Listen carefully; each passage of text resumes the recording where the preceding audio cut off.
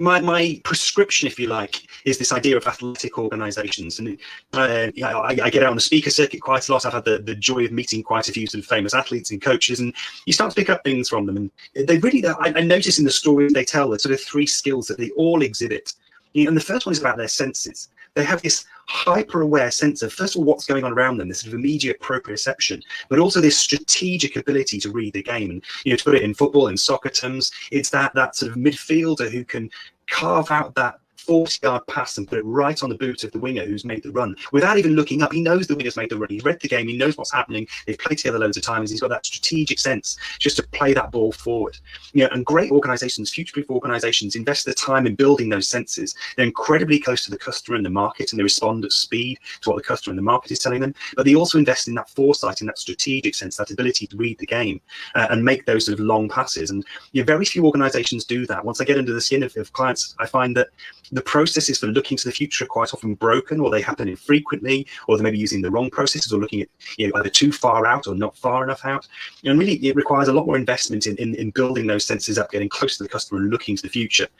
And the second thing I find is that a lot of organizations are unlike athletes in their inability to make decisions. See, these great athletes, what they do once they pull that information in, once they've seen that strategic opportunity, they take the decision and they go with it.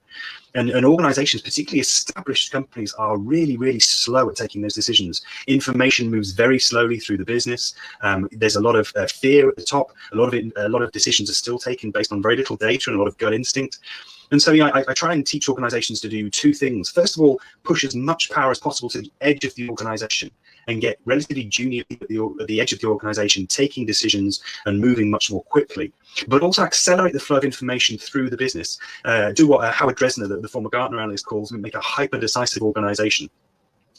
We can do it now. The tools are relatively cheap. We can pull information in quickly. We can inform our decisions much better. And then the third thing is perhaps the most difficult one to get your head around, but I've seen this fundamental shift in the shape of successful organizations. And just like athletes train themselves to be fit for the sport they're in, I think organizations have to train themselves for a new sport now. They've spent probably the last 50 years training for a world where optimization was king. They were focused on continuous process improvement, doing better tomorrow what they did yesterday. Whereas now adaptability is the absolute king. If you want to build sustainable success, you've got to build in adaptability. And that actually changes the shape of the organization, not just the processes used for innovation. And I see organizations increasingly building themselves like a box of Lego bricks. Instead of being deeply integrated and highly optimized, they're building their organizations in a way that can be ripped apart and reassembled to meet tomorrow's challenge. And that's a really fundamental shift, particularly with big organizations, to take.